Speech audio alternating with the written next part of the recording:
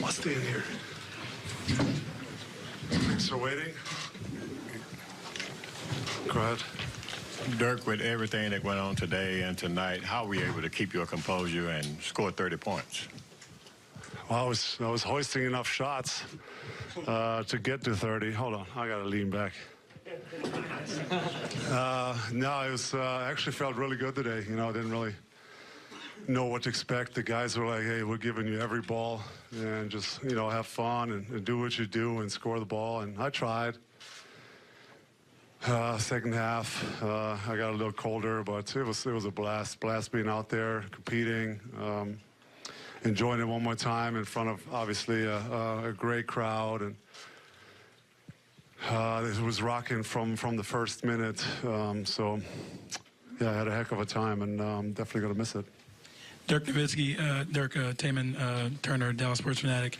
Talk about that moment in the second quarter where they were playing the video of you with helping out with at the children's hospitals, and you were holding back tears. Yeah, Brad got me. Where is he at? That was a good one. That was a good one. Yeah, you know, that's what it's all about. The way the community supported me from day one. It's about giving back, having an impact on and off the floor, and obviously take pride in that. I had great role models in Finn and Nashi, taught me, you know, how to act off the floor and be professional off the floor as well as on the floor. So yeah, I got a little emotional there. I actually shot a ball after that. I don't think I saw the rim. I had so many tears in my eyes, but yeah, that was a special moment for sure. Dirk, what was going through your mind during the post-game ceremony, and did you go into tonight planning on announcing your retirement during that ceremony? Yeah, so this actually just came about really the last few days, you know. And I had really no idea what to expect. I knew obviously there was some celebration going on after the game, but what got me obviously was the 5 guys coming out. I figured there'll be some videos. And then I looked up there and they showed how I talked about these guys, and I was like, why are we doing this right now? And then I looked around the corner and I see Charles coming out first, and yeah, that made me a little emotional. I mean, obviously those guys I've watched, I idolized. All of them. I was a huge NBA fan in the 90s. Watched every game, watched every All-Star game, watched every finals.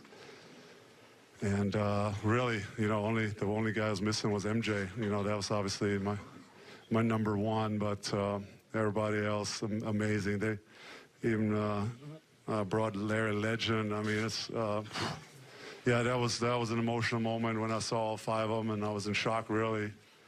And yeah, I gotta say thanks so much, obviously, to Mark and the Mavs organization. They did this right today. I was speechless. And were you planning on announcing the retirement, or was that just kind of a spur of the moment? Yeah, it kind of happened the last few days. I still wasn't sure, maybe, but you know, I think it's been a long time coming. I think struggling this year with my foot. That's no secret. It's just not there where it needs to be to compete at a high level for 82 games. I felt actually some of the best today, but you know, we've done a lot of treatment and over the course of the season, pills, injections, and it doesn't make any sense anymore to keep doing that for another season, even though would love to be there for KP and Luka and all these young guys and have fun with them and mentor them again if I can, but it just doesn't make any sense anymore physically. I think mentally I could still do it. You know, I can always push myself to work out and work hard, but physically the foot is just not quite there. And it really started last season. I had you know, restricted foot mobility, ankle mobility, and I decided to have the surgery because I figured that would help me make some moves again and be a little more explosive. But what ended up happening was with more ankle movement, the arthritis was just showing up too much, and I was in pain most of the year, as you could tell. Sometimes when I was backpedaling, my left foot was kept sinking in, and It was a tough year, but I kept plugging through, and I'm glad it's almost over. Chris Henderson, Mo Sports Talk. I can say on behalf of the media, thank you for your many years and giving us the time. And just a quick question. You came in '98, and this city has always been about the Dallas Cowboys.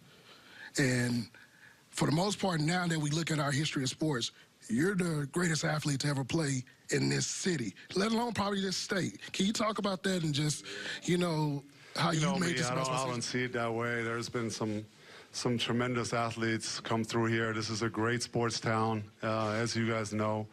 There's great sports played through the history here.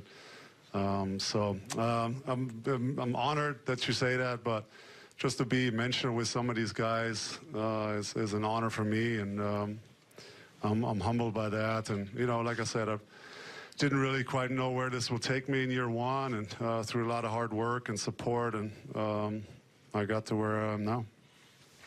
Can you give us a sense of what you've been doing since the game ended, besides putting on that pretty suit? Yeah, I just had a beer with Charles and the guys in the back. I mean, obviously had to see him, and really just paid my respect, and told them all how humbled I was that they all came, and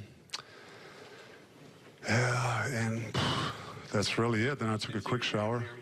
Not yet. I didn't even see my family yet, but most of them are coming down tomorrow to San Antonio. Last game, I think, the entire Mavs organization is actually coming down. They bought 300+ tickets. So I left it all out there tonight, obviously, for my last home game, but I'm going to try to play a little bit tomorrow and still enjoy and hoist a few jumpers. But tonight for me was of course, the big night. One more time in front of these amazing fans that have supported me and pushed me over 2 decades. So today I really wanted to go for it, and as you can tell, starting from the beginning, just shot every ball.